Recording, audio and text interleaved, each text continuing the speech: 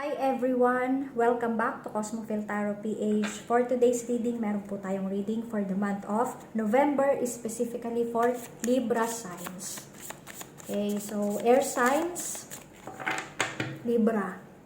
Ano ang message ng cards para sa inyo? Hopefully by November, makapag-update na po tayo, no? So I will try my best para makapag-update ng weekly, tapos ano pa ba, yung mga love life concerns natin, magkakaroon pa tayo ng mga readings na more on love concerns, no? So, disclaimer, this reading is a collective reading, so, as usual, everyone cannot relate. So, para lang po ito sa mga nakaka-relate, ha? Yan. Okay, so, tingnan na natin. Libra, ano ang message? What's your first card? Courage. Wow. Grabe. Courage agad eh. Ayan, gratitude. Ganda ng ng tandem nito ah. Ano yung pangatlo? Ayan, clarity. Wow, Libra. Meron kang courage, no? Ang tapang mo. Talagang hindi ka sumuko. So, iba sa inyo, nag-struggle talaga, no? Parang feeling ko nag-struggle kayo ng bongga this, siguro 2 months, for 2 months or yung iba 1 month, yung iba lang. Tapos, kahit anong iba to sa inyo na challenges, parang hindi kayo natitinag, Libra, no? So, although kasi, tao lang kasi, no? Sometimes, parang nawawalan ka ng pag-asa, but ang ending kasi nun, tinuloy mo pa rin. Kasi mas nangibabaw yung courage sa'yo. And at the same time, yung gratitude. Lagi kang nagpapasalamat. Yung iba sa inyo, ha? Laging nagpapasalamat dito ng bongga sa universe. Kahit binabato na kayo ng, ng challenges ni universe, ng mga problema, ng struggles na hindi mo alam kung kailan matatapos, you still choose to be grateful.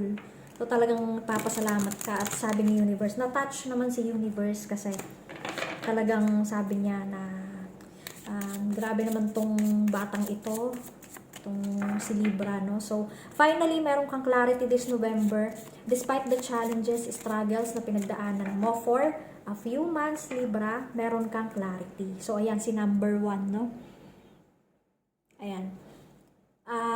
Ito kasi si number 1, parang ang gandang symbol kasi niyan, no? Because parang kumbaga dati kasi malabo yung, parang hindi ka makapag-desisyon, ang dami mong option na sinasabi mo na ano ba talaga, ano ba ang ending ko. So ano ba, meron kang hinintay na nasagot ng medyo matagal, Libra, no? So, finally, ngayong November, you will gain clarity.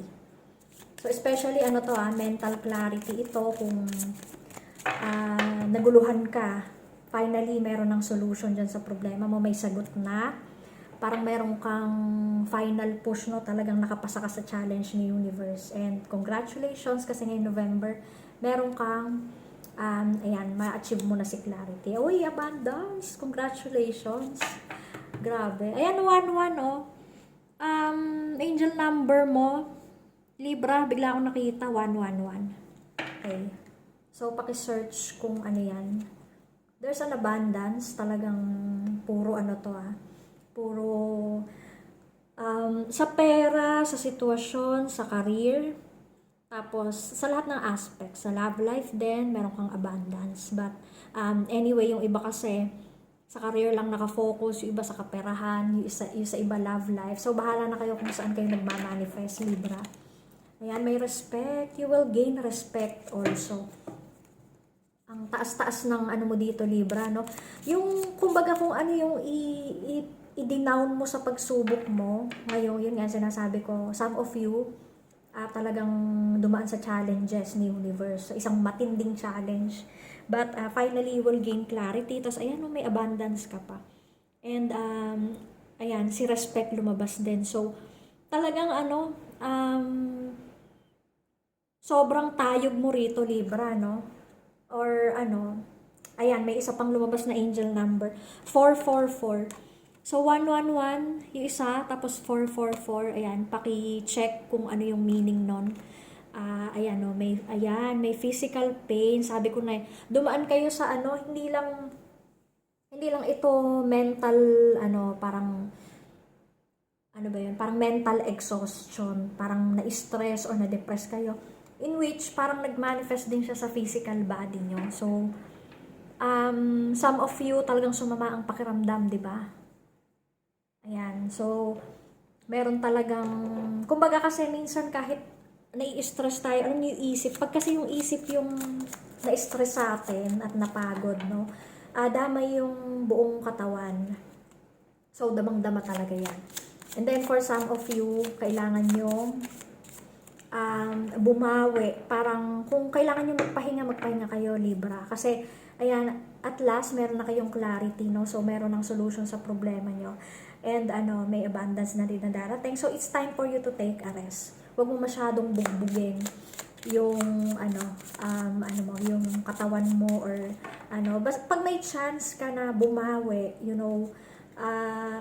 sleep, tapos, kain ng marami, tapos, kung gusto mong mag-unwind, relax, kung ano gusto mong kainin, or inumin, or kahit ano, or gawin, go, bago ka ulit sumabak sa kabisihan, okay? Kasi ngayon November, ayan, may abundance. So, wala naman si abundance, wala si clarity kung hindi mo yan magagamit, kung hindi mo pagtatrabahuhan.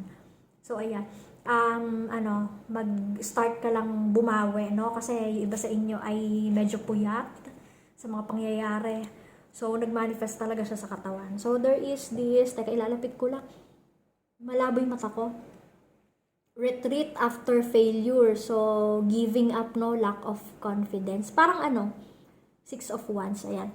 Ito yung pinagdaanan mo, no? That's why you are in physical pain. So, ito yung iyong, parang ito talaga yung na challenge or naibigay sa yung challenge ni universe, no? Talagang because of this challenge, so, depende naman sa sitwasyon nyo kung ano talaga yung pinagdaanan nyo. Because of this, nagdulot siya ng parang wala na tuloy kayong gana, yung, alam niyo yun, yung nawalan kayo ng tiwala sa sarili nyo. Kasi, paulit-ulit, alam niyo yung paulit-ulit kayo sinubukan ng sitwasyon ng pagkakataon na parang to the point na ayan na naman, parang wala na akong gana, wala na, ganito na naman yan. Yung gano'n, yung nasasabi nyo sa sarili nyo. But here, meron din nga clarity, no? Tapos may abundance. So, alisin nyo na to kasi ala na yan. So, napagdaanan nyo na yan. And ito na yung mga bunga, no? What else? Meron din tayong Queen of Wands na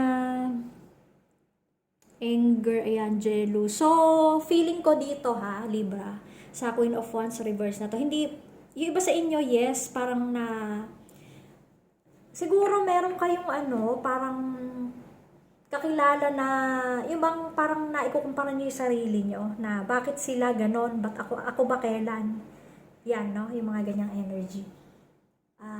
Sabi ni universe dito, finally it's over. So, ayan, na-earn nyo na yung respect, tapos meron na kayo abundance. So, ang kailangan nyo lang ituloy yung courage, saka yung magpahinga lang kayo. Huwag na kayo masyadong mag-isip, Libra, tapos na yung mga pag-iisip nyo na yan, no?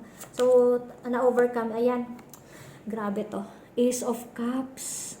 So, new emotions talaga to.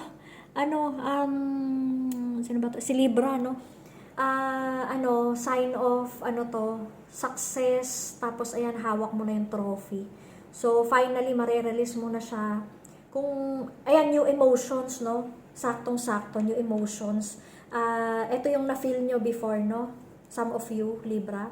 Yan yung na-feel nyo. And then ngayon, ayan, new emotions na siya. Kumbaga, itong dalawang cards na to, ito siya, ito yung isa, tapos ito yung isa, no?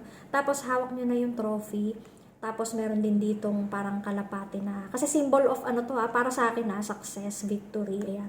So, padapo na siya dun sa accomplishment mo, malapit na. Tapos, hawak mo na siya. Tapos, umapaw na yung, itong dalawang to. So, finally, inirelease mo na siya para at least kung magiging empty yan, di ba?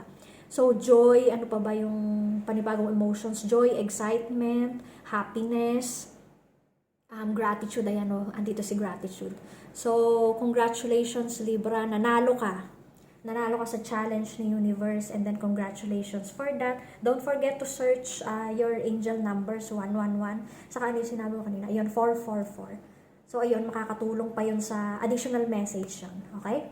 Congrats Libra. Thank you so much for watching.